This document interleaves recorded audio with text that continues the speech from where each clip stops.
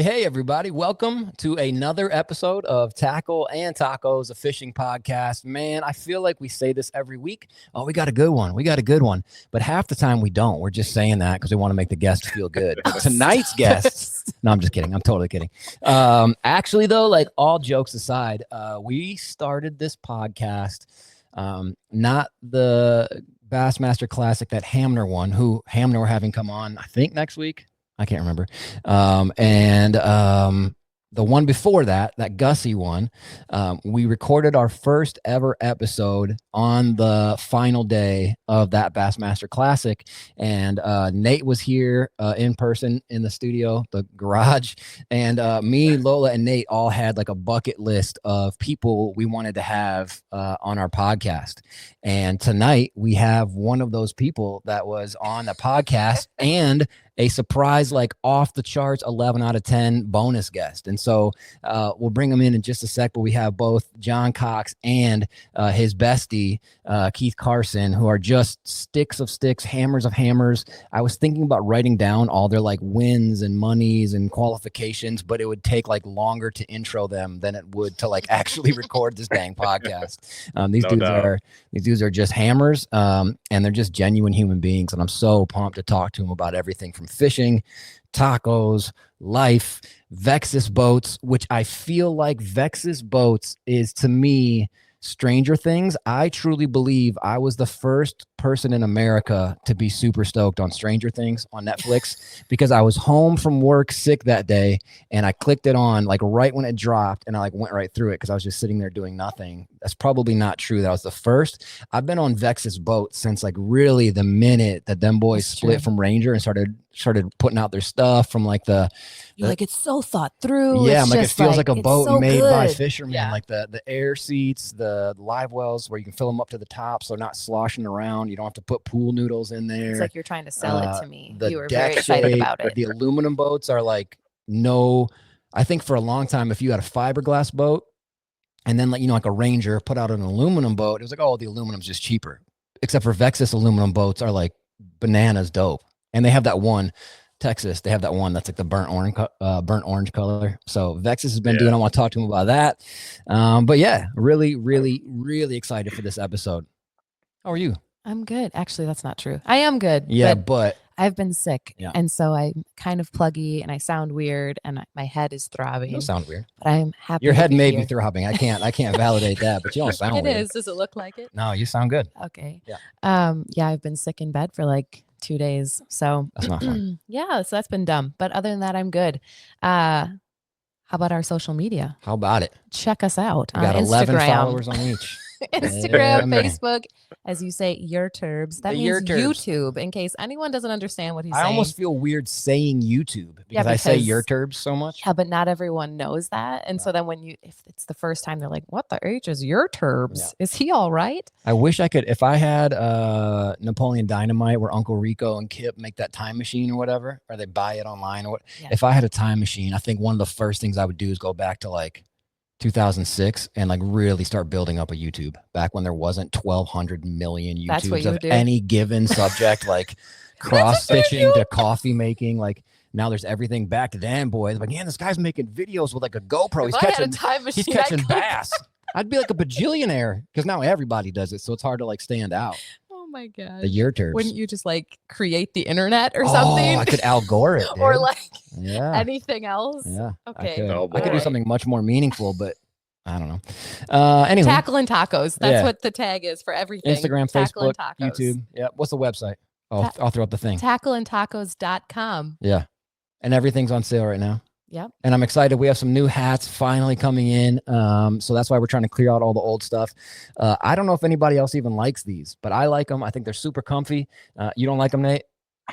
You wore them. You wore them once, and you look dope in them. So, dad hats. I did wear them once solely because my hat blew off my head. Yeah. But yeah, it wasn't terrible. No, was it comfy? The dope thing about dad hats too is they're super floppy. They're comfy, and you can just throw them in your truck or throw them in your bag because there's no form. They don't get all beat up or whatever. So we have these really dope dad hats coming for the store that just says tackle on top and then upside down underneath says tacos. gonna be real cute. Yeah, just for all super y'all simple. dads It's out gonna there. be dope, and they're cheap. I think they're gonna be like $14, like retail. So I want one. yeah, it's gonna be super fresh. Nate, give us our sponsors. Let's get these boys in here. Right, let's get them in. So sponsors, of course, our presenting sponsor, Grizzly Coolers. Thank you, Grizzly Coolers, for everything you do. Dope merch, dope drinkware. Coolers obviously are the best. Carry bags, they do it all. So thank you guys for being the number one supporting sponsor of us, and of course, code WCB for 15% off. Not 10. Not 10. Not 15. 15% off. How many episodes did I say 10? 50? 52 maybe. Like a lot. Yeah. What an idiot. Yeah, it was a lot. So yeah. Over at grizzlycoolers.com, like I said, code WCB for 15% off. Giltech and their dope, all their dope products from swim jigs to net heads. Get it all over at Hook and Arrow Supply. Thank you guys. And of course, Leupold Optics and their performance eyewear team. We are we've kind of got it all. Lola's Vanna Whiting. Okay, this one is the Bridger in tortoise and like gold or something. The Bridger's super rad. It's not the most used one that fishermen use, but I think it's super clean. And then this is the Beck Nara. That's the one that a lot of the cats use. You see in like all the Polynix videos. They make them a bunch of different colors and lenses. And again, the technology's off the charts. They're incredibly dope. Those are definitely my favorite everyday sunglass. So, and of course the amazing binocular scopes, everything they do it well. Their performance eyewear. So I think that's it. I think we got it. Of course, you can find us on Waypoint TV. Bring the cats in. Let's go. Right, so one really quick thing that I forgot that I wanted to say in the last couple episodes. For a long time, I'll be really brief. For a long time, I ran a marketing firm called Combination Creative. If you're familiar at all with like the working class bow hunter guys, I do just about all their shirts, stickers, hats, all that stuff, merch, videos. I do website design, and then I stopped doing it for a while because I didn't have time. And honestly, I actually miss it. I miss the creative outlet of like making people's logos, designing shirts for people. Like even if it's like not a huge deal. I mean, even like, I've worked with like the Drury Outdoors and Big Dogs, like I was designing shirts for Leupold, like whatever. And I don't even care about that. What I really care about is when you make like a design and somebody's really stoked on it, or you design a shirt and they actually get them printed or whatever. And so I'm going to start doing that again. Website design, music design, like I did the Working Class Bow Hunter intro theme song. I did ours, of course, and our little exit song. If you have any need for that kind of stuff, web design, social media management, logos, apparel, whatever, you can actually just hit us up on tacklandtacos.com. There's an email link on there, and you can just email me directly. I do have what I call a pricing menu, so you don't have to like guess. If you say, hey, I just want to know what this is going to cost, I just send you back the exact cost. So it's real easy. It's black and white. And that's it. So, hey, before we move on, I got a confession about that. These are my confessions. For sure. Yeah. So my confession is one of our good homeboys, Chris Smith, you've done a lot of work for. And he has ran every logo or sample or anything you've sent to him by me. Oh, for real? Absolutely. And were you in the background? That's whack, dude.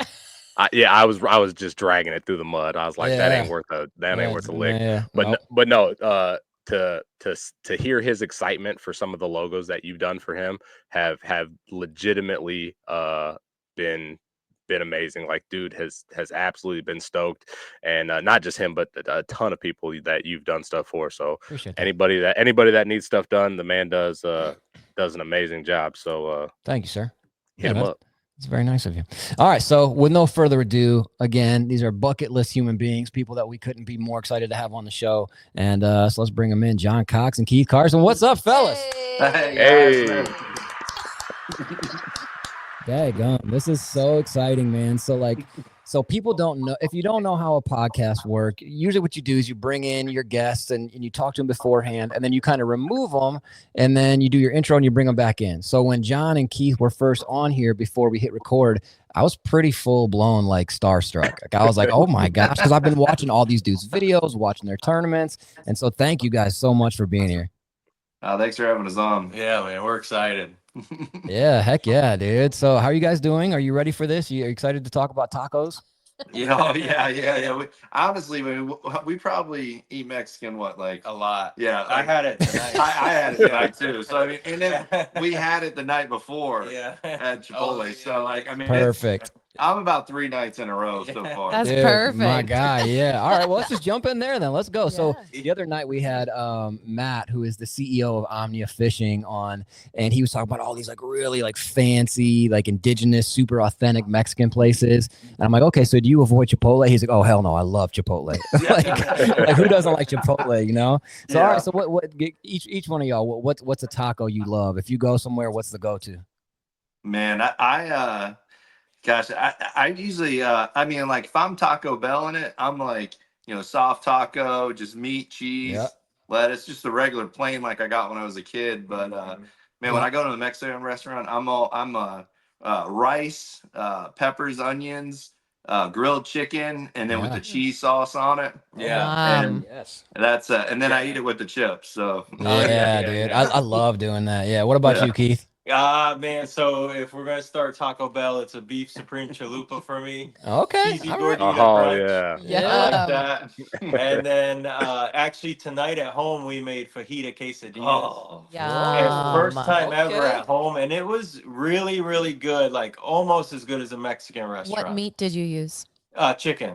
Okay. Okay. Yeah. And then jalapenos, hot sauce, red peppers, green peppers, onions, a lot of cheese. Yeah. Okay. Yeah, that sounds so good. Yeah, that it sounds was awesome. good. Yeah. And then what's that? You absolutely cannot have a quesadilla without a lot of cheese. A lot. It's gotta be oozing out of it. Yeah, my man. We live in Wisconsin, you know what I'm saying? So we're all for the cheese. Yeah. You know what I'm saying? That's everything. Nate's in Iowa, he's not far off, but yeah, you gotta have the cheese. And also, can I just say how much I appreciate that y'all came on? We asked you about tacos, and the first thing you said was Taco Bell. Because you could try to be fancy, you know what I'm saying? You could try to be like, oh, there's this place by me called La Gordita Chica, or what, like I don't know.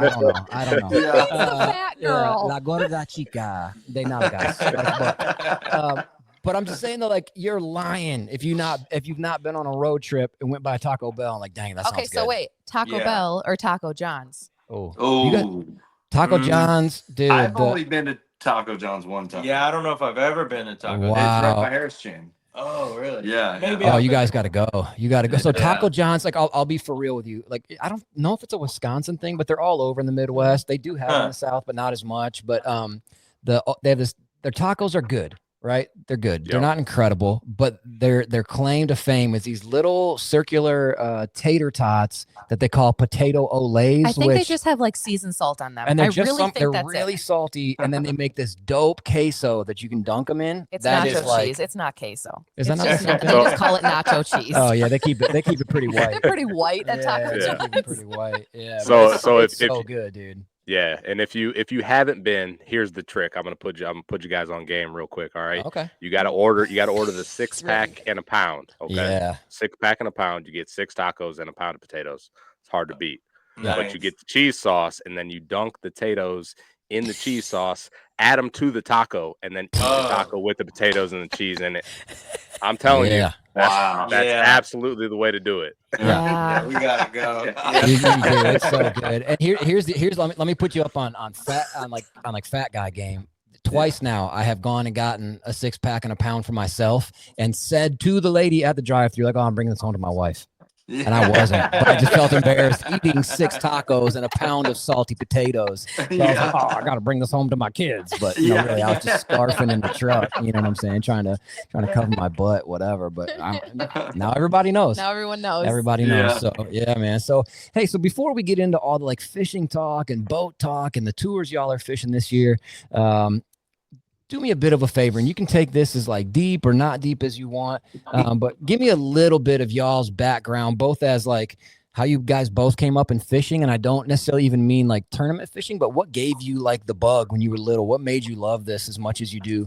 And then how did you guys become buddies? I know you live like right down the street, but how did you guys become, such close friends? I mean, what was it?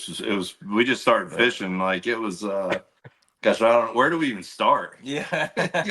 There's no wrong answer. I just want to hear your background a little. Yeah, I mean, well, we both grew up here, and you know, I just remember like as a kid, just like all I could think about was going fishing, you know, and I mean, it was just, I mean, I'd be at school and be like, man, I can't wait to get, you know, I was going to ride, you know, we both rode our bikes and fished ponds all around the neighborhood, and you know, it was crazy. We just one day my mom got me like this 12-foot aluminum rowboat, and and I don't know. I mean, we were just. I mean, I don't. What do you remember? I'm trying to.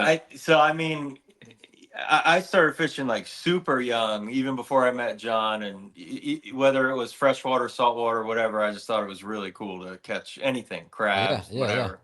And then, like, I started riding my bike and fishing, you know, local lakes and stuff like that, and met John down at Gemini Springs. Like he lived a few roads over, but he was a year ahead of me in school, so we didn't like know each other that great from school. We knew each other more from, you know, down at Gemini Springs. Yeah. And man, we used to skip school all the time. John, yeah. I would call his school and pretend I was his dad. That's amazing. I need to take him to work.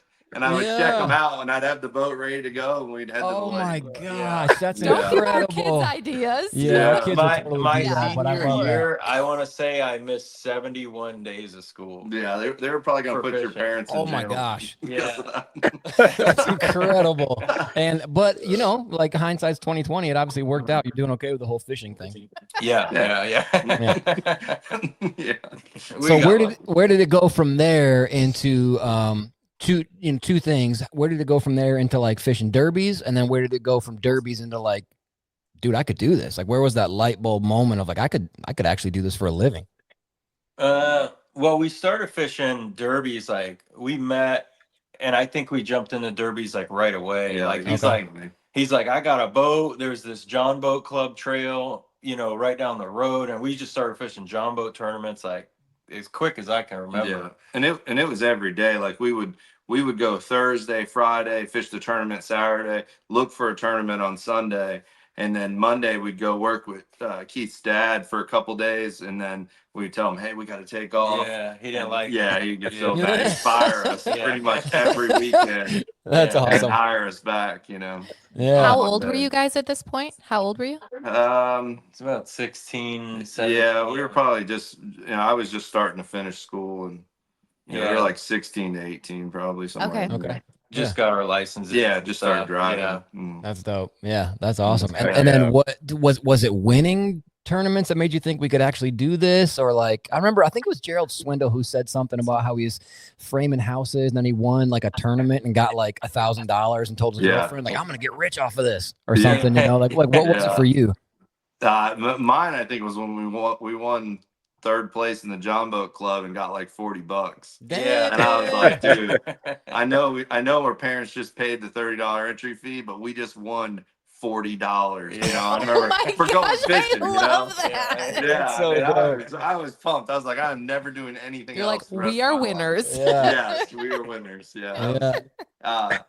And then what was crazy was we fished, like, it's, you know, thinking back, it was nuts. Like we fished every weekend. We fished a tournament, and I think where the turning point was you know, we were fishing Fishers of Men. We were going to like the regionals. We started going out of Florida more and more, and actually did well in a lot of the ones out of Florida. And I think it was one we won somewhere. We won. Oh gosh, Red River. No, we won that. We won one of them where we sold everything, and Keith was like, "Hey, let's just."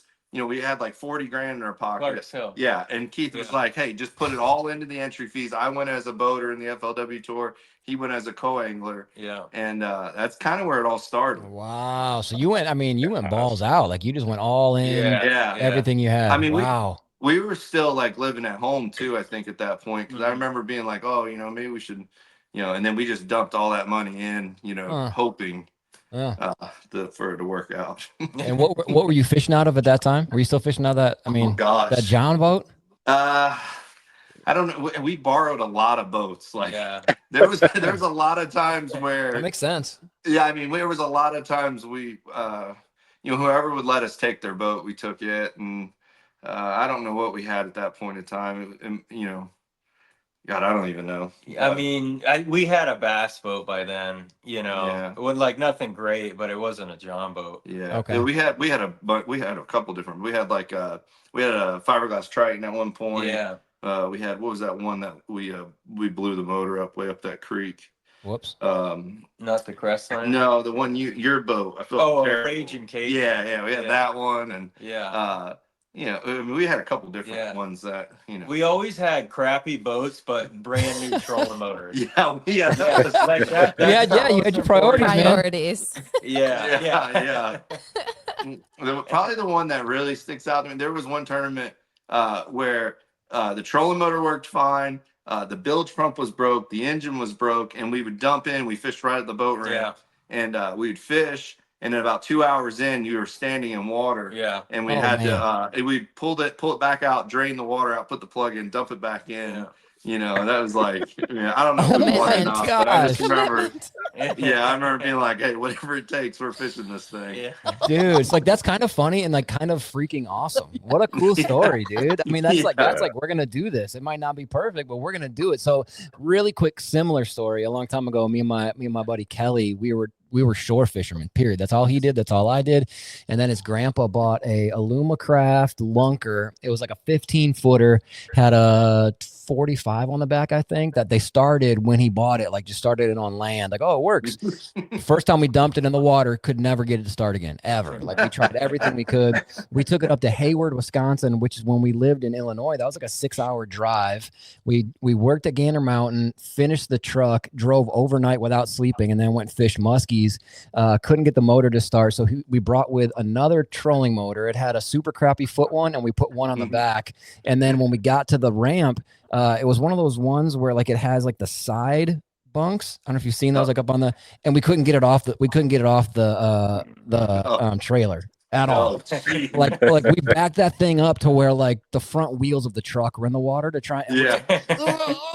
Like, I just want to fish. Yeah, we couldn't get it off. So then we ended up, another dude saw us struggling in like this super nice like Lund musky boat and hooked up a strap and pulled us off the trailer. And then we used trolling motors like on the front and the back to scoot around this lake. And like, you know. Did you catch them? No. Okay. No, we caught bass, but we didn't catch any muskies. But that's funny, dude. Also, really another really, really quick story. First tournament I ever fished, I lived in Austin, Texas. We were on Lake Travis, and I was a co-angler. I barely knew how to use a bait caster, and we won the tournament because I was with this like 400-year-old dude who had the lake dialed forwards, sideways, backward. Like there was nothing he didn't know about this lake. And I got a $500 Academy gift card, and I was like, my life will never be any better than this. Like it was like that was just the greatest moment, and I spent it all on like crankbaits. I didn't even get anything big out of it. I just wasted it on tackle. But yeah, it's funny how you start on stuff, right? Yeah. Right on. Those are dope stories, dude. Yeah. Heck yeah. So was it FLW success that made you like know you could keep going and, you know, progress from there? Or what was it that made you? Because I mean, in the pro fishing game, I feel like it's sort of like podcasts. Like a lot of dudes will get in, but they don't stick in it very long, and then they kind of disappear. And both of you guys have been killing it for a hot minute. So what made you stick with it? I mean, I don't know. I mean, we definitely had our ups and downs. I mean, I dropped out when the Alabama rig came around. I didn't make it through that season because I just went broke. You know, I couldn't hang with the guys throwing it. And, you know, I had a buddy bail me out. And then Keith took a little break, and he went worked for UPS for like a little bit. Yeah, a couple of years. Yeah. And I had a spare boat, and I was like, hey, man, I got this boat if you want to come back and start fishing. And he quit UPS the next day. I did. I quit before I could think about it. You're like, will you call my boss for me and pretend to be my dad? Get me out of school again. His mom called me. She was so mad. He was like, wait, how old are you at this point? Yeah, how old are you at this point? I was how old were you, Keith? I was probably like 28. Oh my God! Your mom is calling. I love your mom. Yeah. Well, you know, almost sounds like one of those intervention shows. It sounds like you were like relapsing or something. Damn it, John. Yeah. That's amazing. Gosh, dog, that's funny. It's so good. So you quit before you thought about it, went out there and got after it, and then haven't looked back since, or what? He won what'd you win? 150, 160,000 the first go. Yeah. Like, oh, so this is good. Yeah. Yeah. He was like, oh, this is a little better than UPS. Yeah. This is much Sorry, better. John. Yeah, better pay. On the water. Yeah. Was your mom still upset at that point when you're bringing home the bacon? No, she got over it. I bet she did. Yeah, you buy her a new car, she got to zip it. Right. Yeah. That's incredible. Man, that's dope. I love that. So before we got on, John, we were talking to you just briefly, kind of ties into what we're talking about right now is the boat thing and how you've been kind of a tin rig, which is kind of a pejorative connotation, aluminum boats, and you're still rocking them now. And now both you guys are both in Vexus, which I think are, gosh, they're such cool boats. They're just sweet. It feels like every little piece of it, like a fisherman was like, oh, what if we did this? Or, we could try this, because it just feels very specific. Two questions, I guess. What made you go aluminum? And then how did the Vexus thing come about? So the whole going aluminum thing really started. Keith bought a 17-foot Crestliner from a used car lot for us to go alligator hunting in. And because we were watching. No, thank you. Yeah, we were watching Swamp People a lot back then. Oh, nice. Yeah, Go we're grab getting the this other- big. show them the one we have. We're getting this big. All right, let me show you the one we have here. Oh my gosh. I'm gonna guess can't. it's a little bigger. I gonna- Lola has a full blown am I gonna phobia of pass out? alligators. Yeah. Yeah. Oh Oh my my gosh. gosh. Stop. Don't look, Lola. Don't look, dude. That's Yeah. dude. That thing's cool. Yeah. But yeah, he got that boat to go alligator hunting, and we took it to Red River, one of the tournaments FLW had, and it was like flooded, and and when I was like, man, I'll be able to get into like some backwaters in that boat and stuff. Yeah. And I ended up winning the tournament out of it. Keith ended up winning the co-angler side out of it. And then that kind of awesome. and then and then that's how the Crestliner thing came about. One of my buddies was really trying to help me out and get a deal with them. And then he worked it out for me and everything. I went and met with them, and I was running Crestliner ever since then. Yeah, it was a while, right? Like it was. I think it was 13 or 14 years, something like that. It was a long time. Yeah. Wow. Yeah. So, but then the whole Vexus thing came along. Like we've always knew a lot of the guys over there at Vexus, and Keith was really talking and went over there, and I went with him when he went to get his boat the year before, and I remember just walking through the plant, and I saw this center console. Well, I saw this hull, and I'm like, man, and it was super wide, and it was just the bottom part of the boat, and I was like, man, if they can make that into a bass boat, I would be in 100%. And then 9 months later, we come back to the plant, and we were test running that boat, built rig out like a bass boat, and it's the new 2100s, 21 feet, 250 Mercury on the back. I mean, the one we were testing, it was awesome. I mean, you could go slow speeds. It went at porpoise, and then when you got on it, I mean, it would fly. Like it was fast. Yeah. Wow. And, that's how that all happened. Yeah. That's sweet, man. Yeah, because you sent me the picture of your new rig. That thing it looks bad to the bone. Mm-hmm. Yeah, that's sweet. And so, it's Keith, were crazy you? how nice they are. Sorry, now, go ahead. Sorry. It's crazy how nice. I mean, even when I look at that, I'm like, man, I can't believe that's an aluminum boat. Yeah. It doesn't feel like it. No, it doesn't even. I mean, it's they really took a lot of thought into that when they.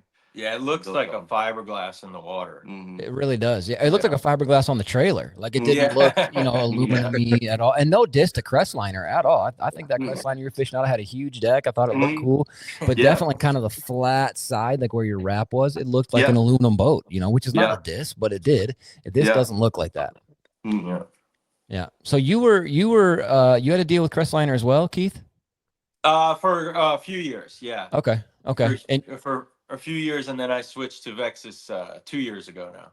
Yeah. See, I told you, Nate. Nate thought you did it last year. I'm like, no, I think it was a couple years. And so there had to be some obviously like buddy connection as to why you went Vexus and now John went Vexus. Did you drag him by the ear there, or what happened? Yeah, kind of, yeah. Well, Yeah. You just showed him how nice it was all. Yeah, that's what I borrowed it a few times, and I was like, man, besides all that forward-facing transducers on the front, I really liked it.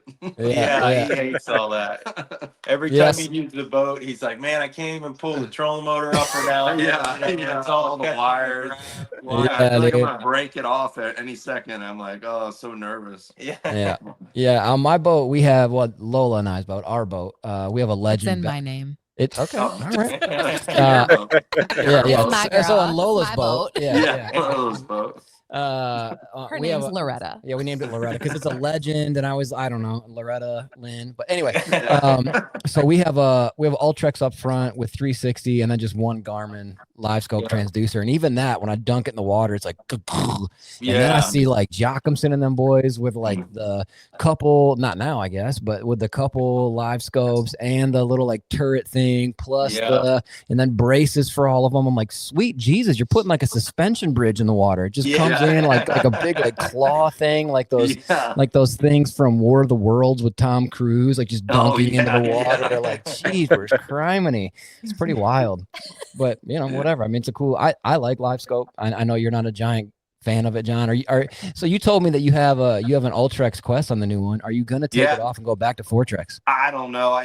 We've been fishing these redfish tournaments, and they didn't have at Vexus. They didn't have a saltwater trolling motor there when we picked up the boat. So we had a Quest on there, and I don't know. Kind of used to it. I like it. It's kind of quiet and doesn't use a lot of power. And spot lock's nice. I'm not gonna lie. Spot lock is pretty dope. Yeah. But I like it a lot.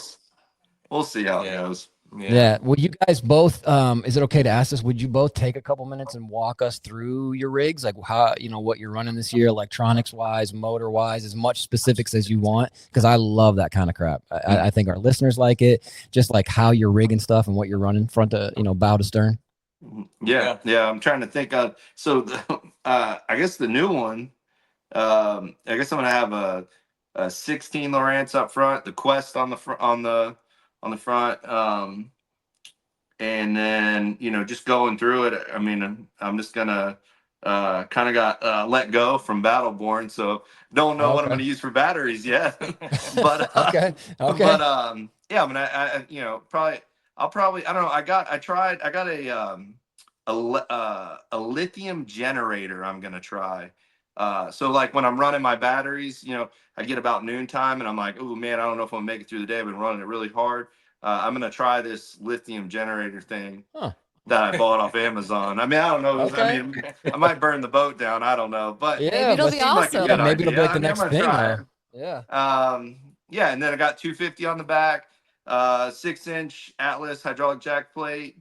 I think it's either 6 or 10. I'm not sure. The redfish boat we're fishing out of, it's got like a 14, or I think it might have a 10 and a 6. Oh, it's so far, but it's crazy. Like even today when I had it out, man, I was like jumping up in like no water at all. Like it was, and it's a big foot boat, 22 feet, 250. I mean, and so yeah, but I don't know. I mean, I'll have a power pole, 1 pump on it, and that's about it. I'm not too, pretty simple, Yeah. Well, I mean, you keep your game like you fish your strengths, and that's something, I mean, so like I've always really loved that about you. I like that about Ish, like guys who aren't anti other stuff, but they know what they're really strong at. And I remember one time watching a derby with Ish, and everybody was fishing like drop shots and whatever somewhere out west, and all he had was like these big old whooping flipping sticks and frog sticks, and I think he finished 3rd or something. And I think literally every other boat in the top 10 was fishing finesse. And I just think, I think it's cool when you fish your strengths, fish what you actually like to do. I read an interview with you, John, or whatever, like a profile of you on the Bassmaster site, and it said this was so funny. It said your fishing strength, and you said, I like to fish where I can touch the bottom or something, which is the funniest response ever. No, I mean, that's the truth. When I started doing this so much, and I really enjoy it, I don't want it to not be fun anymore. So come on. Now I'm kind of stubborn. Like I know there's certain days I need to do something different. But like I'm having a blast, so I just don't want to wake up in the morning and be like, oh man, I gotta have to go out there and I'm gonna have to, drag a Carolina rig in 20 feet, or I'm gonna have to, I don't know. Yeah. I just Talk want to put about on the bank torture. and throw at stuff, you know. Yeah, I hate Carolina rigging so much, dude. Yeah, I hate yeah. it, man. If I I know tie it it on, catches I'm like, I fish, could just but go home. I threw that's what I Carolina say. rig today. Yeah. Man, I always say, I'm like, if I got a Carolina rig, I'm gonna beat up the bank, and if I don't catch them, I'll just roll out and go get a pizza or something. Yeah, I hate that's Carolina rigging. that's Oh, fine. yeah, you can catch them, but man, it ain't fun. I Yeah. knew I should have stopped throwing it. Like when I bombed a cast out there and it tied a knot in midair. Oh, And you get it back, you know. I was like, this Yep. ain't the bait for me. Yeah, This is not it. The Lord's trying to Right. tell you, put that sea rig down, boy. It ain't it. It ain't it. Yeah. So what about you, Keith? Walk us through your rig, if you would. All right, my rig.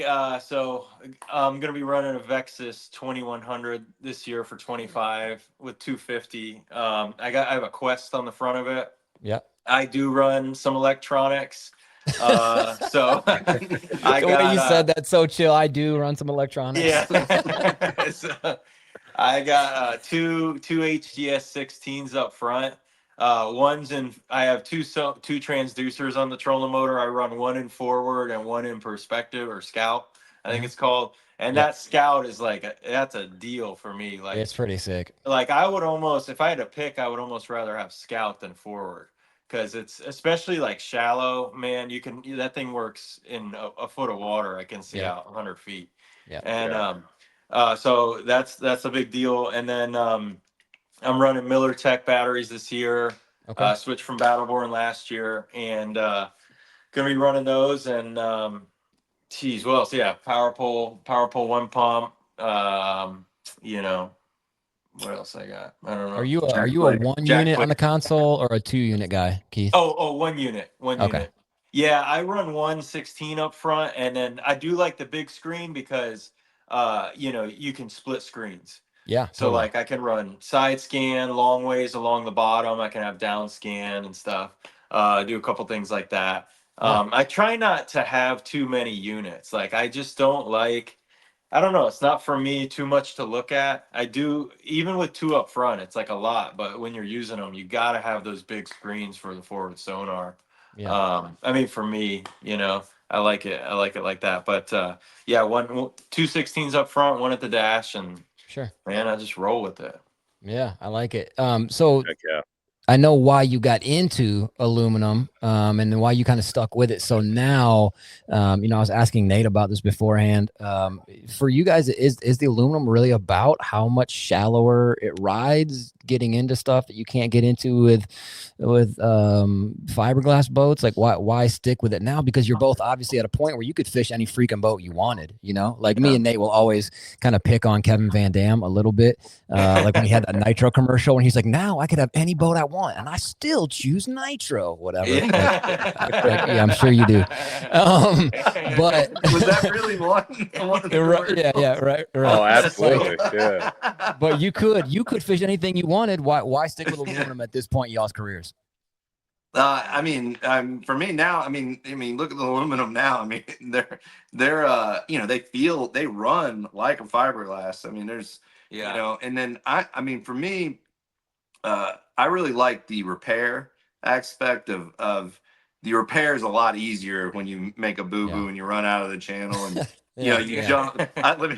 Not pointing at anybody, but someone might run and hit the only 3 stumps in the whole lane. Oh yeah. And complete. I mean, so I think the repair part's pretty. It's a lot easier, a lot quicker. You can do a lot of it yourself. Yeah, look at this prop, John. I've never hit anything. Nice. I mean, she's folded over on all 4 ears, just broken. So Yeah. artsy. Look at that one. Look at Yeah. that Oh, thing. that's I mean, pretty. that's like, I don't know what. Yeah. So I can relate. I can relate to hitting crap, but nobody else is hitting anything. Yeah, and I mean, I don't know. I mean, we had a fiberglass boat for a couple years, and when I went to get it fixed, they wanted like 18 grand to fix the bottom of it, and that's just, that's a lot of money. That's a lot. Yeah, That's a money. lot of money, dude. That's a Yeah. lot. Yeah, that's literally twice what my first bass boat was. I mean, that's a lot of moolah for sure. that's the amount of money where you're like, yeah, it's really not that bad. So I'll keep bailing it out. Yeah, we can pull it up. We can pull it up on the. We can pull it up on the old trailer and drain it out again. It'll be all right. Yeah. What's that infomercial where the guy has like the Flex a Seal. day on Flex Seal, a day on the water is still dry. Yeah, you should get sponsored by Flex Seal, dude. You'd be straight. Just let a bottle rip before every derby. Get under there, coat her up, dude, for sure. Yeah. So do you almost look at it like an advantage at this point? I mean, because they do draft, they do ride a lot higher in the water. I mean, do you think that it makes a difference? Are you jumping stuff like Keith Pochet out there?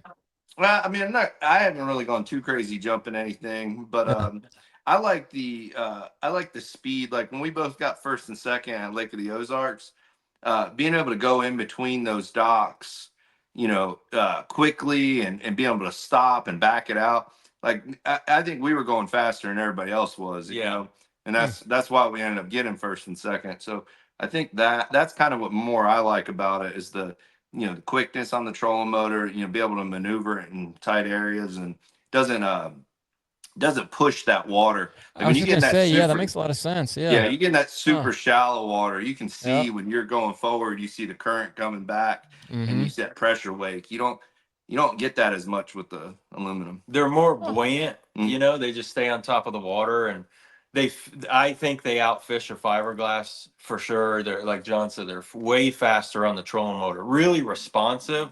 Like if you're not paying attention and you have that trolling motor sideways, it can throw you in easy. Sure. So wait, is fiberglass? I don't know enough. Okay, I'm like new to this. Is fiberglass? We probably aren't going to be able to answer this. I can already tell. Yeah, way more. So fiberglass is more common. Yeah. But aluminum is better. Is that what you're telling me? It depends. Like I don't know. That's a good question though. The way that they're saying it. Yeah, that was a great. That is a really good question. The guys that run fiberglass swear fiberglass is better. Like, but why? Why do they say it's better? Because there's the only thing I can really figure is like they don't drift as fast on windy days, but I don't care because we have spot lock, so I just don't care, right? Yeah. And then and I actually like the boat to drift fast because then you're hitting the trolling motor less. Like you learn to use the wind to your advantage. You're not even touching trolling motor. And you're moving and like you're sneaking up on fish and like getting more bites and stuff. And so the fiberglass guys, they can fish anytime, anywhere they want, I think, out there, like in the waves or whatever. To where something, like for me, I'm always looking for calmer water with aluminum. Yeah. Okay. I'm looking, like I'm going like on the like I watch the wind. I'm not going to go to the windy side of the lake during the tournament, because I want to be in that smoother, calmer water where I can work better, Yeah, that makes sense. That's on there. I got a question here for you. Go ahead, Nate.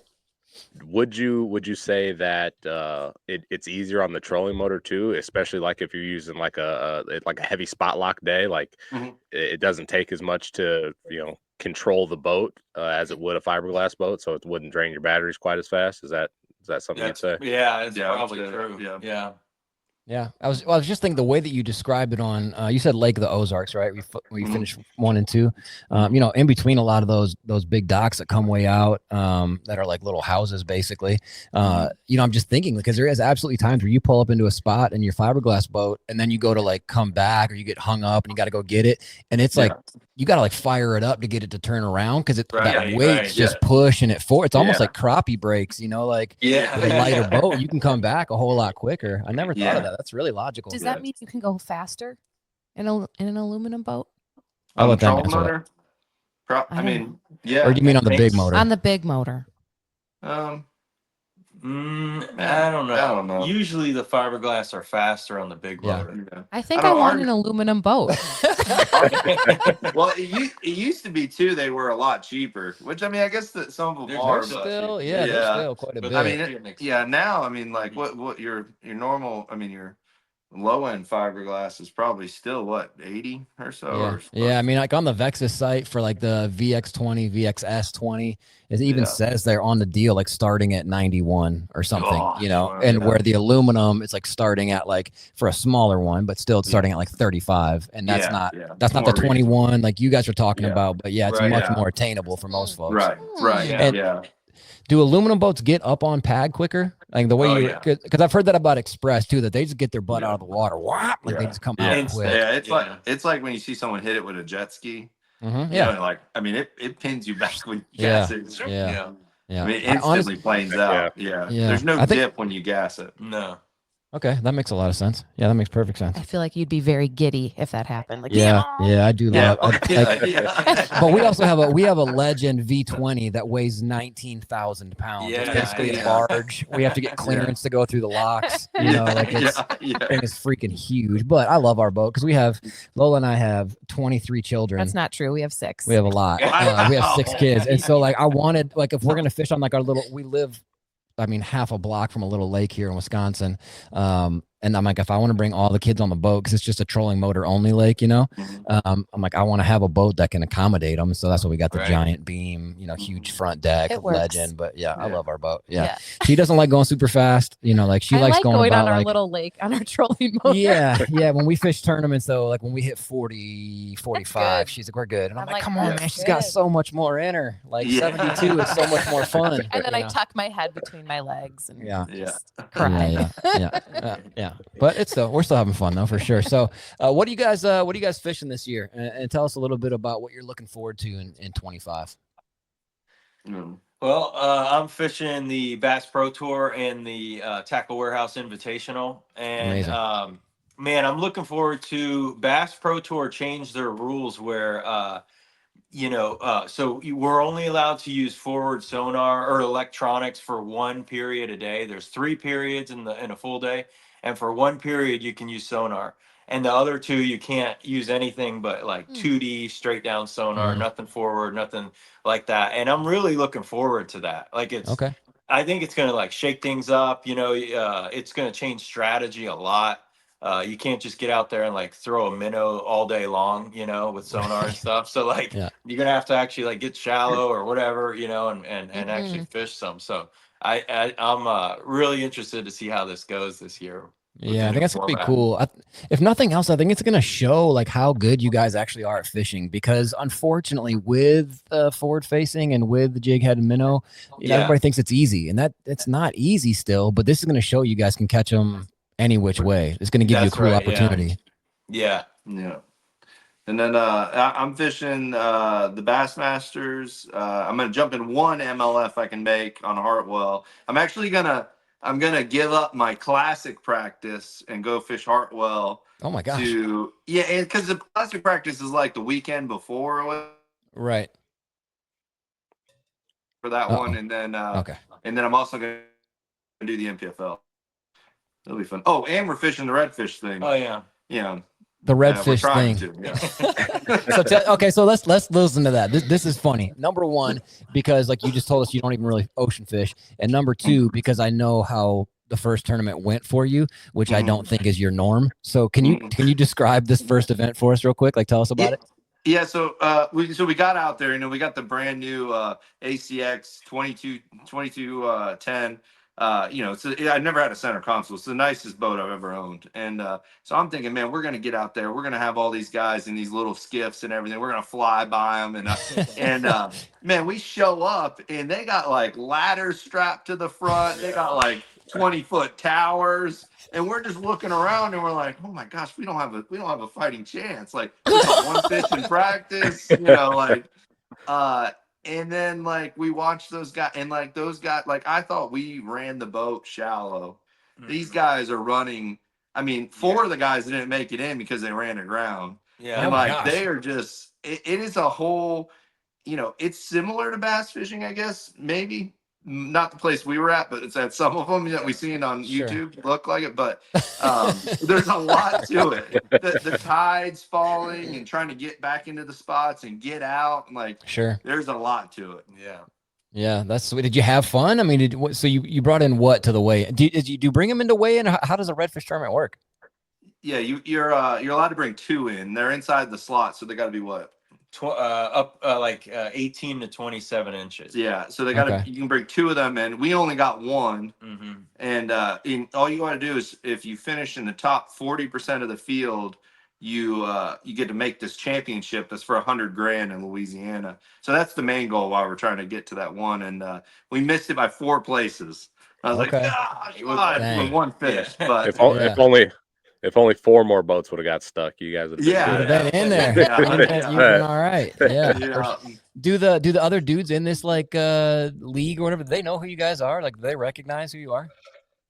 Some of them did at weigh-in, like when we came in, like, they were like, and then I've had some of them message me on Instagram, really trying to help us. They're like, yeah, and like, they're fishing this next one. We're fishing next weekend, and they're trying to like, I was gonna go practice today, and the one guy was like, man, you don't need to go today because the tide's gonna be completely different for the tournament. He said where you go today, it's gonna be dry land. And so there's a lot to it that we have no idea about. Yeah. So So speaking of that, so this year on the Bassmaster, the Pascatank River, you know about this whole deal, Albemarle Sound in North Carolina. Have you been on that before? I don't know anything about it, but I know. Nobody seems to. Yeah, it's tidal. We just had Gussie on the other day, and he was saying how I think he said Cooper Gallant went there once, and the only thing he told Gussie about it was it's really big. What are you looking for on that? Because that's tidal as heck. Yeah, I really don't know. I haven't really looked at the map yet or anything. I'm hoping, maybe I can take the center console to that one. I don't know yet, but we'll see. Yeah. I don't really know what to expect. There's a couple of new ones on there. We got that 10 Killer, I think, and there might be another one on there I don't really have a clue about. But I kind of like some of the title stuff, but we'll see. I don't know. John, tell me about your vibe, dude. You are like the most laid back human ever. Like, just your whole vibe. You're always just smiling. Like right now, you're talking about fishing for $100,000. You're like, I don't know what the stop is. I don't know anything about it. Like, is it just natural to you? Are you just a naturally laid back dude? How do you act like this? I guess I don't know. I don't know. All right. Such a perfect response. You keep asking about, what's the next move for this, and what do you think? I want to know the next move for your hair, John. Yeah, man. So what's funny is I was growing it back out because I'm gonna be I just turned 39, and I'm like, I can't be 40 and have like long, dyed orange but hair. Why? Or whatever. Yes, you can. Yes, you can. So, you can do whatever you want, John. Yeah. So I was growing it out, and I went into the hair cuttery place. And this lady told me I couldn't grow it any longer, and she cut it off. What? She didn't even give it. She said, "Oh, you are way too good looking to have that growing on top of your head." You're like, thank you. And she shaved it off. Yeah, I was so upset. I mean, it was really. First of all, I'm a hairstylist, and I would never do that. Second of all, grow that out. Yeah, just tell someone. I know. I was really down. I was kind of depressed for like about a week after that. Oh my gosh. See, he wasn't smiling during that time. Poor guy. The chillness went right out the window. Yeah. You're hurt. And you're married, right, John? You got kiddos, a whole family? Yeah, incredible. I mean, it's amazing, but yeah. He can still be depressed about his hair, okay? No, I just meant the fact that like this woman that you like just cut your hair off. Like, did your wife go down there? Like, was she ready to no, she every time she looks back at the picture, she's like, wow, you were really testing me there, weren't you? I love her. Yeah, that's one of the things. Like, I always thought John was a cool cat, good fisherman, stuck to his guns, fished his way. If there was some kind of water, you drove by, you saw a red crestliner, it was probably John out there fishing something.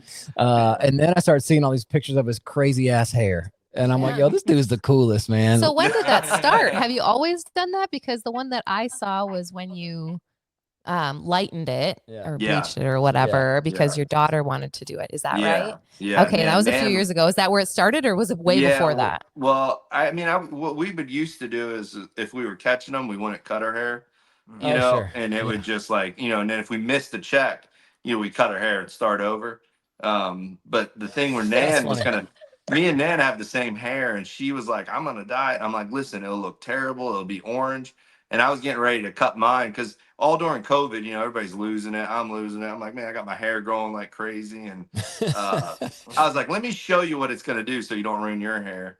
And man, we fried it. I got in the shower and like more than half of it fell out. It's probably like cotton candy. If you did that at home, I'm sure it was like cotton candy. Oh, yeah, it was really bad. Funny. And And then we just rolled with it for a while. It was bad and you just left it. Well, Like, so, let's braid that it. was what it was.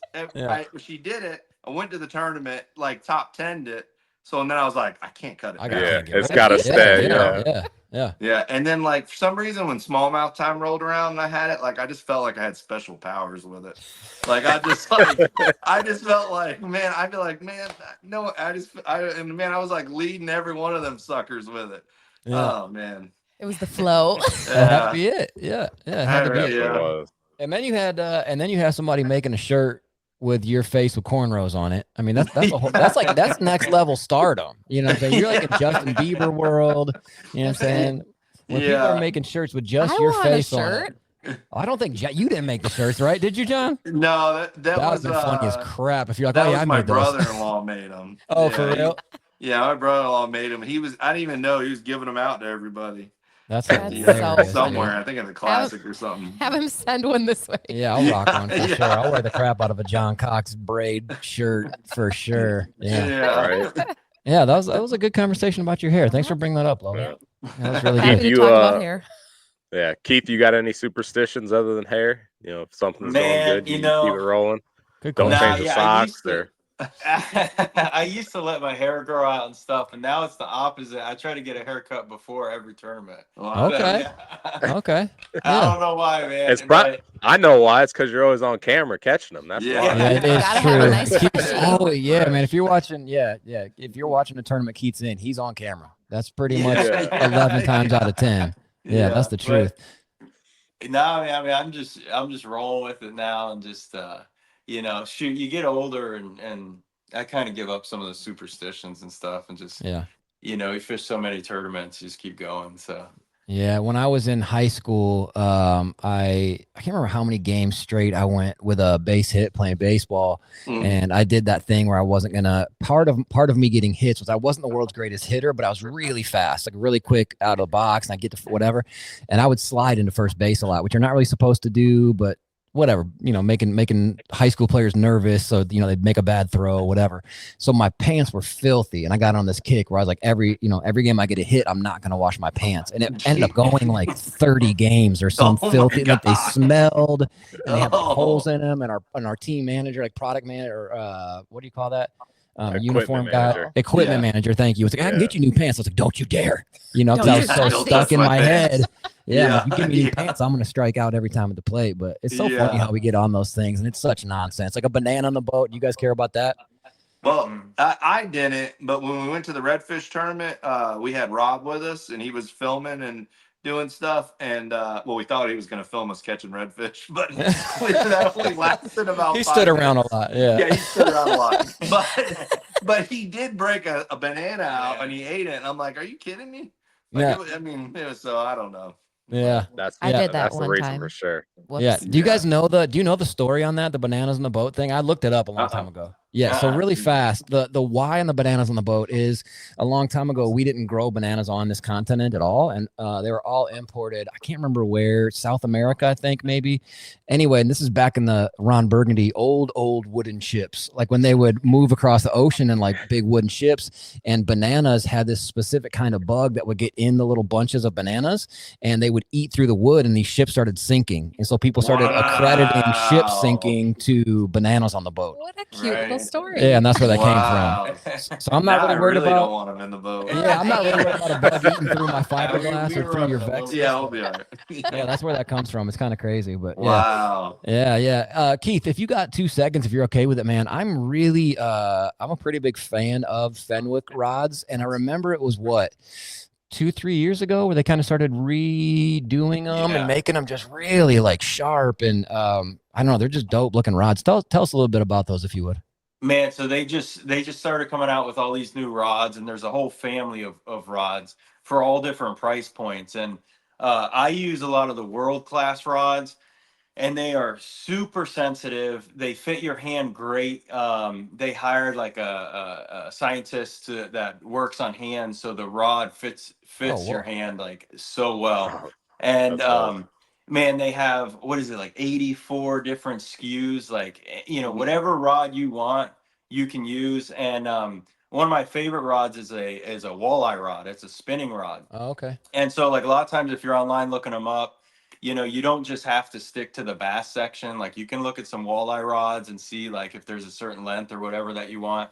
But man, they're really sweet, whether it's spinning, casting, whatever. They got everything that can fit any kind of application you have for fishing. And man, I'm loving them so far. And one thing they did was that I thought was really neat was you know, all the families like from Eagle, HMG, Elite, World Class, they're all the same action through the whole line. So if Keystone, World Class, whatever, you know, it's a 400, almost $500 rod.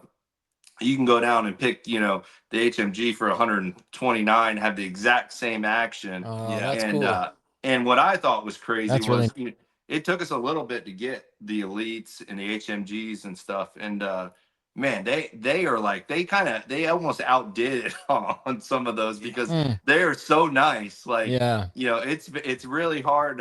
You know, they're really good. I mean, you know, for the cheaper rods, they're really good. They're a really good rod. And they look that good elite too. That elite rod, yeah, they do. That elite rod's right around 100 and 120 or so, or something like that, isn't it? Yeah, I want to say the elite one might be two something. I think the HMG is 100 and something. Okay. But like, so I've been throwing like Berkeley's new Jack. It's like a really thin trap. They made it just for walleye. But I started using it after I saw it at iCast, and now Tag Warehouse Carrot and everything. But I'm throwing that on the HMG, you know, letting it sink down to the bottom and snapping it up. And man, it's maybe not quite as sensitive as a World Class, but man, it gets the job done, you know. And it you know, so I actually this year I'm going to use a lot of HMGs and a lot of the Elites. That's awesome. Over the World Class, just because they feel like really good rods. Yeah. Like I said, I mean, so here in Wisconsin, and maybe it's more than just here, but you know, I know what I know, like being here. It's like Loomis, St. Croix, and then Fenwick has always been around. You know, it's like to the point where like your grandpa threw a Fenwick, like, you know, and like back in the day, like I think I was maybe like 14 or something. My grandpa gave me a Fenwick rod, and he was like, "Now you be careful. This rod was like $40." Yeah, and I was like, "Holy hell, Grandpa!" You know, like, whoa, that's like a month's salary, or I don't know. Yeah, but you know, Fenwick has been doing it a long time, and then it was like just a few years ago I don't know a ton about it, but it just seems like the designs, even, you know, not to focus on it too much, but like as a guy who does like apparel design and stuff, like Keith, like your hat is dope. Like that blue on blue with like the gloss on your hat, with like they just kind of shifted to where the marketing is really, really solid. The stuff looks cool. I don't know. I like that. Yeah. They got a whole new line of apparel coming out and stuff, and it's it's like really cool stuff. Yeah, we got a bunch of it the other day, from the hoodies to the sun shirts to all that, and it was a little overwhelming, but you know, I tried to start cleaning my closet out, but it didn't go well. Okay.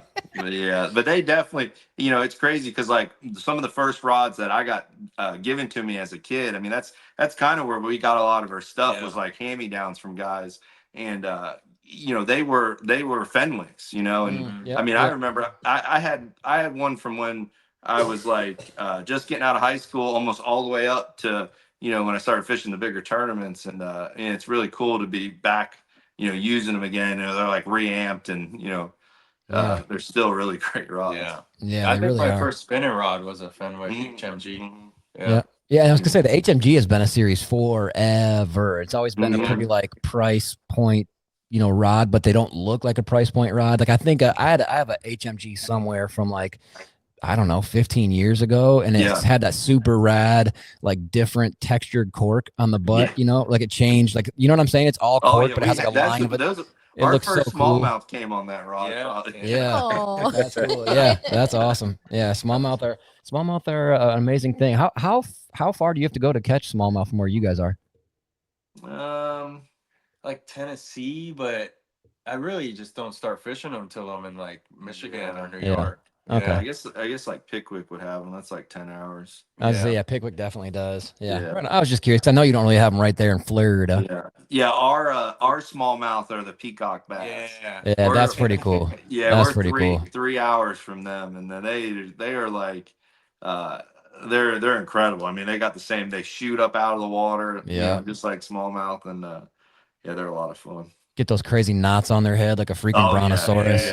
Yeah, they're neat. Look, and I've always wanted to make a trip down there, and I think they actually do guided trips for that now, where you just fish in those canals for them. Yeah. You just there's a whole bunch of different canals down there, and I'm pretty sure there's some guys guiding all the time down there. But Yeah, it's like my brother just went down a few months ago, and he doesn't really fish, and they went down there and they caught a bunch of them. They had a yeah. blast. So fun. Yeah, that's On super dope. throwing the Nessie. That's what Oh, they're. really? He's like, man, that Nessie's incredible, and peacocks love it. Yeah, Like, gosh. yeah. I'm hoping to get down there. Okay, let me ask you guys a couple more questions, and I don't want to keep you like super late because I know you're an hour ahead of us. I don't know how y'all operate if you're trying to go to bed or whatever, so I don't want to keep you too late. But again, thank you guys for jumping on here. We appreciate you more than I can even like verbalize. But one of them is, do you really throw the frit side as much as people think you throw the frit side, John? I think we throw it more than people. Yeah. Really? Yeah.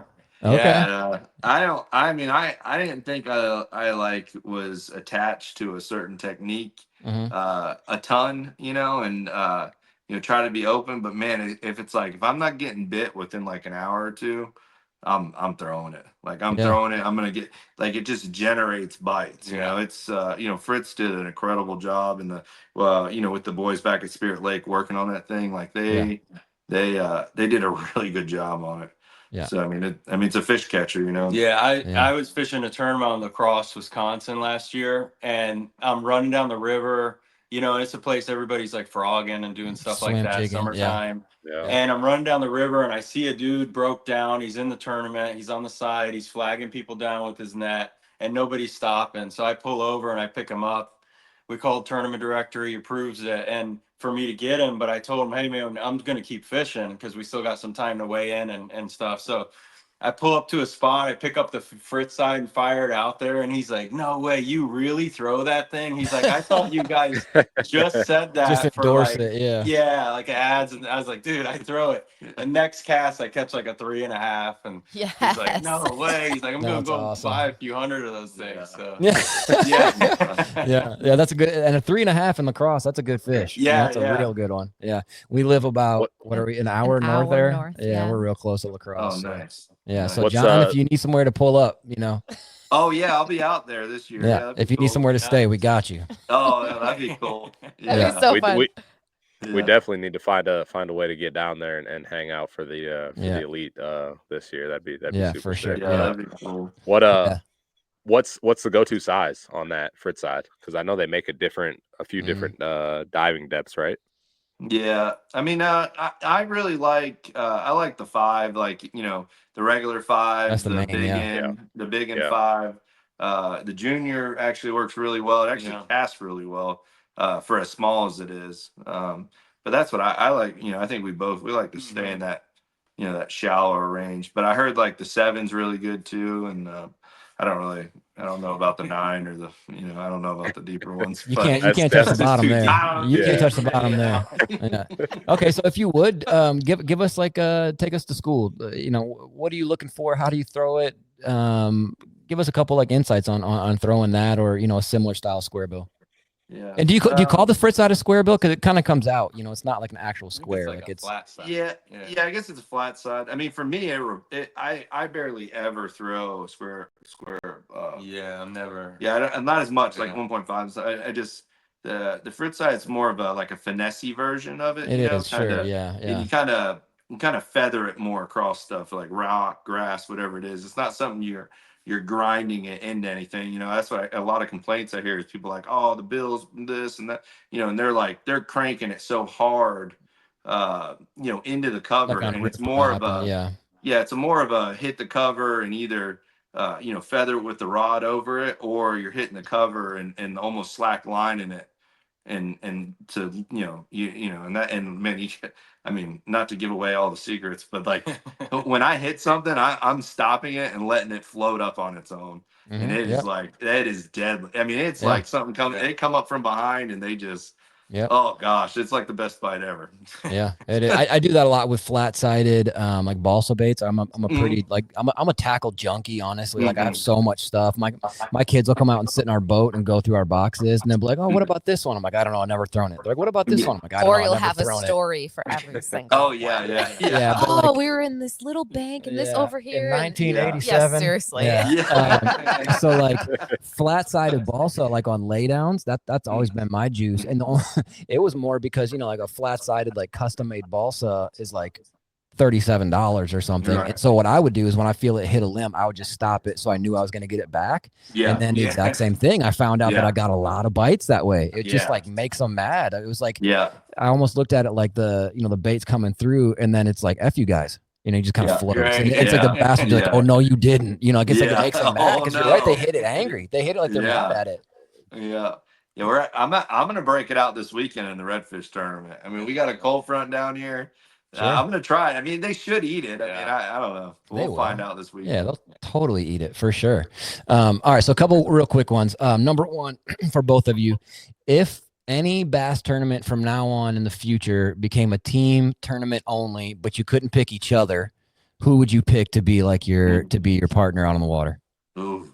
Jeez, I never thought about that. I never thought of it either. I knew if I said like team tournament, you'd be like, oh, John, oh, Keith. But I'm like, if you had to pick somebody else, who would you pick? Oh, God, I don't.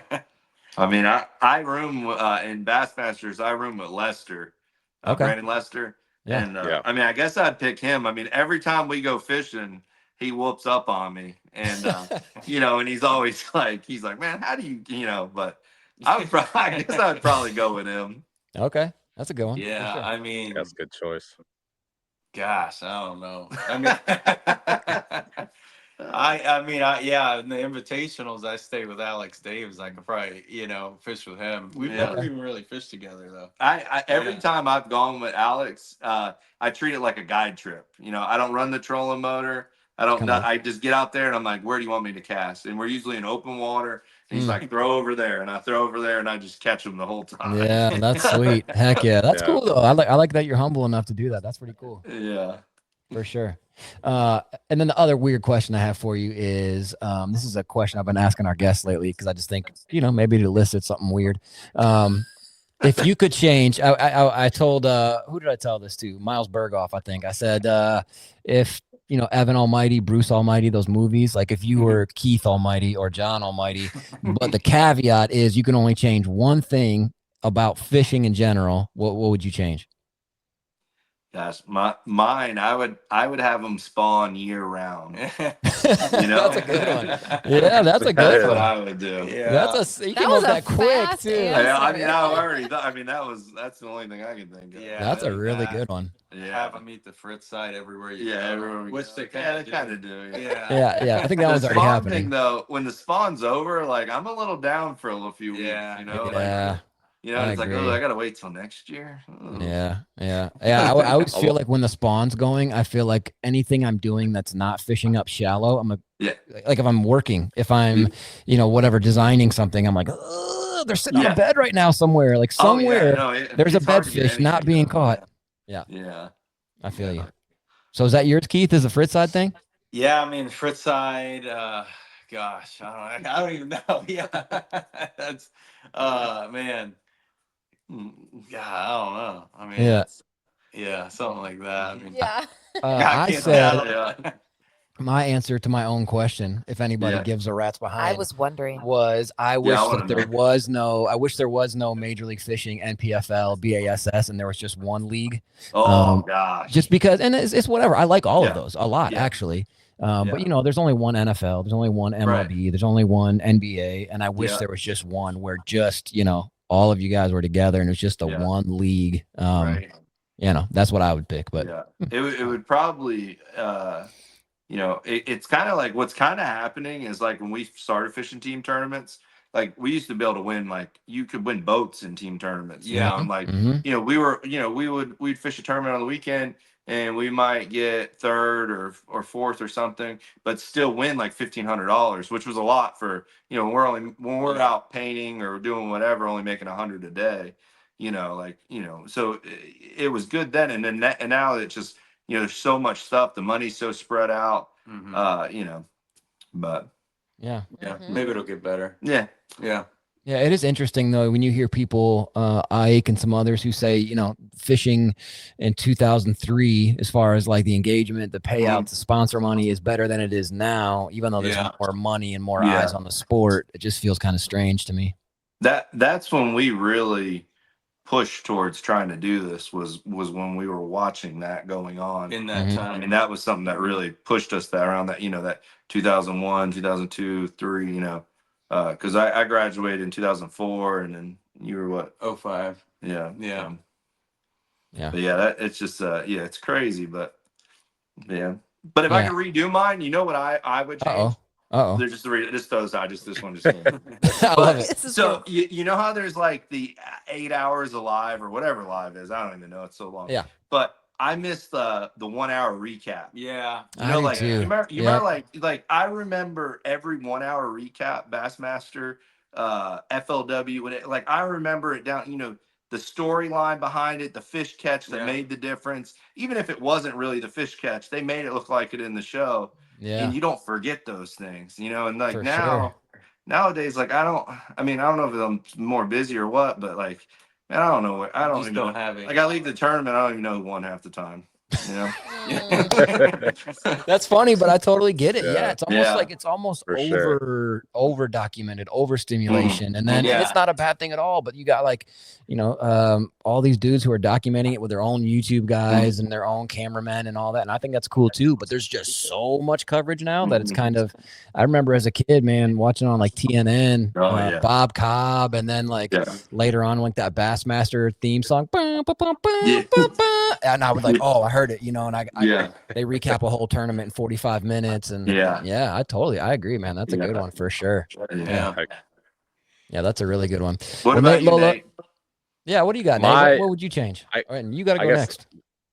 My original one, I think when you asked the first question was adding a major trail to out there to the West Coast, something big to where you can really showcase those big those big lakes, Clear Lake and the Delta and stuff like that, where it was like out there and you're seeing these because I have no idea what goes on out there, so I think that would be pretty awesome. I kind of like the idea of like one giant, like you said, one giant conglomerate of tournament guys, and do like an East and a West or a North and a South, and they just fish against each other for half the season, and then the other half the season they take the top whatever and put those guys together. That'd be pretty rad.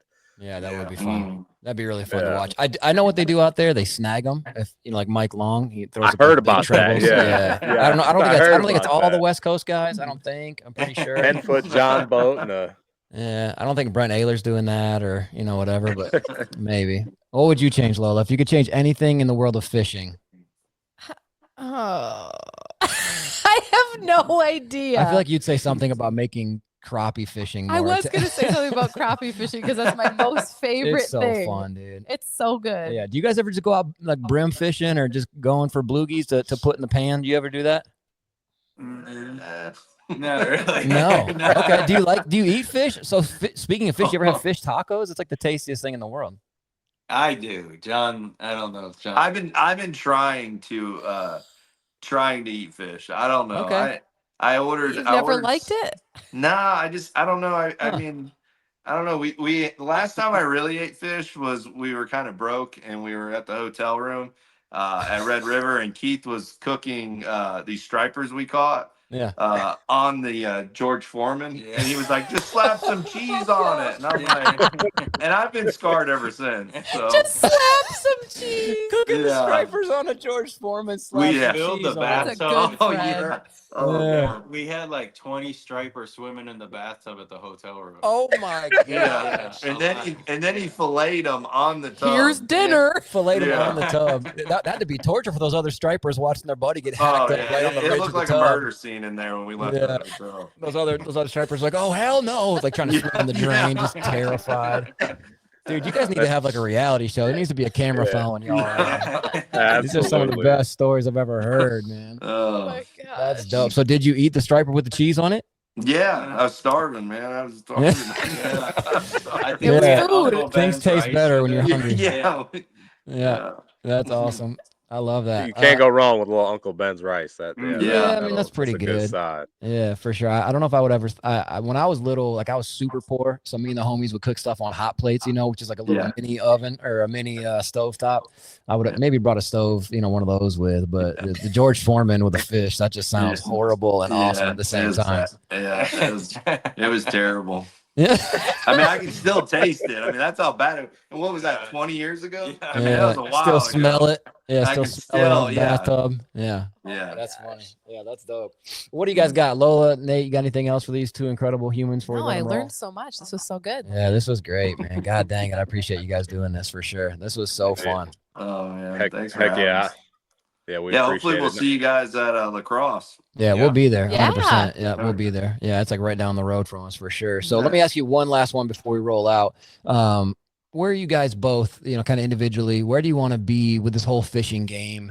Rick Clunn status, like way down the road. Are you trying to tournament fish till you're later, or where do you see this going for you? Gosh, I don't know. My thing was I just want to pay my house off and then start running it back with Keith in the team tournaments. Oh heck yeah, that's the only thing. I don't have big goals. No, I think I like that's a that. really I think that's an goal. awesome goal. Yeah, for sure. Yeah, because like you said, if it ain't fun, why are you doing it? Yeah. I mean, I think I'm just like, I don't know. I don't know. Goals will change, but I'm just trying to like grind it out, see if I can win one every, 2 to 3 years or something. If I'm lucky, maybe more, and just keep going. And just fishing's changing a lot too. Mm-hmm. So like it changes my goals a little bit, like because you don't know exactly where we're gonna be in a year or two. Rules are changing for there's like new leagues coming out and stuff, and so I'm just kind of taking it year by year and just keep trying to win and let's go to the next one. Yeah, that's good. I know you always say like, oh, just one more thing, but here's one more for you. I got one as well. So. Okay, great. Let's go. Do your families fish with you? Like, do you like? We always say like all fishing is fun fishing, but like when you're not doing tournaments and all of that separately, like, do you go out with your families and fish? Do they enjoy that, or is that like totally separate? I mean, I for a long time, my kids are now, the youngest one is 13 maybe. so she they're kind of getting to the age where they're like, Dad, they would fish with me so hard, since they were like 5 or 6, Yeah. And I mean, like I would do bad at a tournament, they would fly in, I'd pick them up, and then we would fish. If we had a week off, we were up there so they've grinded with me quite a bit. So they don't go as much as they used to. But me and Keith, like we got Rob sleeping on the couch in there, and we're still fishing, when we're home. Yeah. Do your kids know that you're like famous, that you're like a famous fisherman? Do they know that? Do they not give a rat's behind because you're their dad, or? Yeah, I don't think they care. Okay. Yeah. I don't think they care. Yeah, I mean, like I take my brothers fishing, and I don't know why, but every time I take them, like we can't catch anything. That is funny. true. And they're like, "This sucks." Like you're the worst professional fisherman ever. Yeah. And so, like, just this last summer, I got them to fly up to the St. Lawrence River. And they're like the whole way, before the trip, they're like, we're not going to catch anything. I was like, I guarantee you we're going to catch St. Lawrence. Fish. Yeah. And we got out there and like just wrecked them, they couldn't believe it. Yeah. Like I told you I do this for a living. I told you.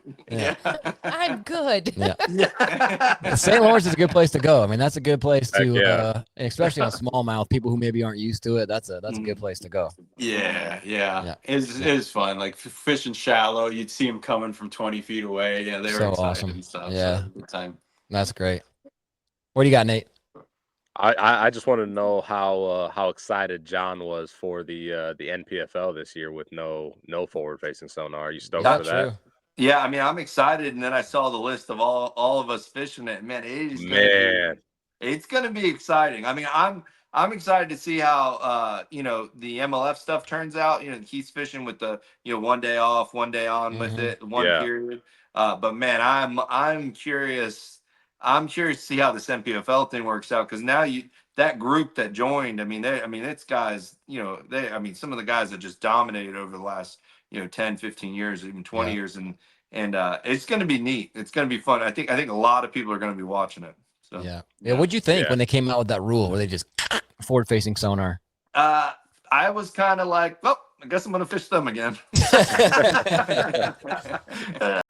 That's for sure. Yeah, because it was, I don't know. And I know a lot of people are coming in, they're really good and stuff. But, before all of, all the real changes, I felt like I was hanging in there pretty good, So I don't know. I'm curious to see how it shakes out. Yeah, that's what's up. That's dope.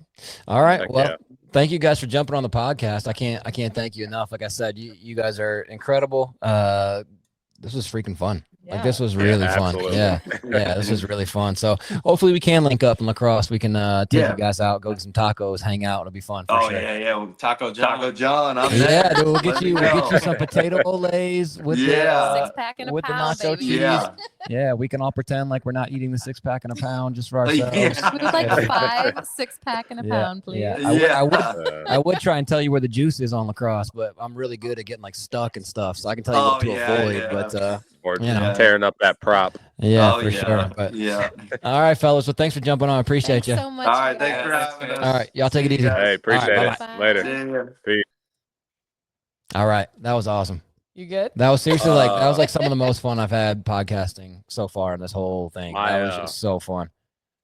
My cheeks are like you got them strange smile lines. Yeah, exactly. Dude. Yeah, my face is legit sore. Yeah, so like everybody who has heard me on this podcast knows one of my favorite movies ever is No Country for Old Men. That's why I always say that thing. Ain't no Lobos. Ain't no Lobos. From that scene, whatever. But there's also another scene later on where the main bad guy, Javier Bardem, plays a character called Anton Chigurh or however it's like Chigar, I think, but it's whatever. Anyway, he goes in this hotel or this motel room. And he's basically the simple premise. He's chasing down a stolen bag of money that happened in like a heroin deal, and it's got a tracker on it. But there's other people trying to get to it too, but he doesn't really know that. So he goes to this hotel room where he thinks that that money and or the heroin stuff is, and he opens the door and there's like these like cartel guys in there, and he shoots them with a shotgun with like a silencer on it. It's a crazy weapon. It's like it makes this crazy noise, and they're just splattered, blood everywhere. And then he goes in the bathroom, and there's one guy in the bathroom with like the shower curtain. He's like, lo siento. And then he like puts the shower curtain over and goes boom and shoots him, and it goes pow, and there's just blood everywhere. That's all I could see when I was thinking about Keith and John hacking up stripers, cooking them on a. I was like, where are you going with Foreman this story? Grill. I could just see like the wood paneling walls. I could see the stripers in the bathtub, like, lo siento. We're talking about like beaming, smiling. He's like, let me tell you this story. Like, just blasting him with a gun. There's blood everywhere. Yeah. He's like, slap some cheese on it. Like that's all I could see was this like blood tattered hotel room. You know what I'm saying? But yeah, what a couple of cool dudes, man. I mean, the crazy thing is like these are two of the most unassuming, genuine, like kind dudes, and they are absolute freaking hammers. Yeah, you know what I'm saying? Yeah, that's an understatement for sure. Those dudes can catch it, man. And like you said, like bucket list guys, like, we talked about having John on like from day one, like, that list of who do you want on, who would be an awesome guest. Like we talked about having John on forever, and then to have Keith jump on and join with us is like the best icing on the the best icing on the cake you could have. Yeah, and so a little behind the look behind the curtain moment. So I was texting with John because he was originally going to tell me about or he was going to show us his new Vexus, right? That he was getting, and then he had like a little like hiccup with the production of it. It's done and ready now, but at first it wasn't. So he just sent me a picture of it, and I was like, "Oh man, that thing's sweet." And then Nate and I both kind of noticed that it had a 250, and we'd never really seen a 250 on an aluminum boat. So I said, "Oh, is that new 250? What? I haven't seen that model before." And he's like, "Yeah, it's only the second one ever, and Keith got the third one." And I was being a smart apple, and I was like, Keith, who? Just joking. And he's like, ha ha ha. And I was like, yeah, man, Keith's a stud. I love that you guys are both on Vexus. And John says to me, you want me to see if he wants to jump on too? He lives right down the road. And I was like, for real? I was like, yes, that would be incredible. I'm like, if he can't do it, that's cool, but that would be dope. And I just think like hearing their dynamic back and forth, and I they love have that. a lot to do with each other's story. Yeah. So that was really cool to hear. And they like share sponsors, and they're both like super top of their game. And yeah, that was really fun, man. So, yeah, make sure you check those guys out. John is fishing basically every bass tournament trail on the planet. Follow along with Keith on the BPT stuff that he's doing, the Tackle Warehouse Opens and all that. Yeah, I wish him nothing but the best of luck, man. And I'm super, super appreciative. You got anything else to say, Lola, Nate? Anything going on? Mm-mm. No. As we're doing this podcast right now, Texas is getting their tail handed to them. Oh no, there's a final. It's over. Yeah. 28-14. That sucks. By Ohio State. And then Sunday, the Packers are going to be playing the Eagles. So by the time this launches, both of these will be far in the past, both these games. And I feel like going into both of them, I'm like in the exact same spot. Could Texas beat Ohio State? 100% yes.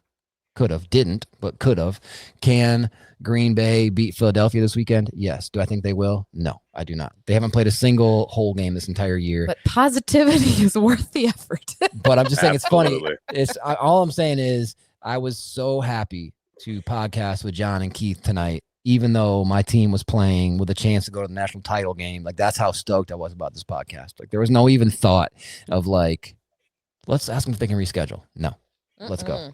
It was very exciting. Yeah, incredible. Well, Nate, what else you got? Well worth it. Yeah, well worth it too. I don't got nothing. That was awesome.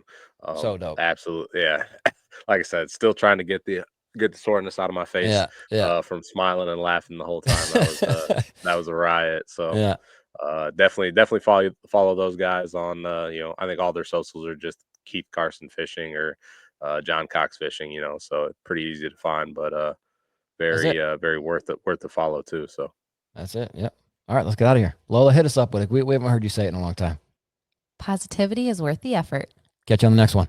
Bye. Peace. Peace.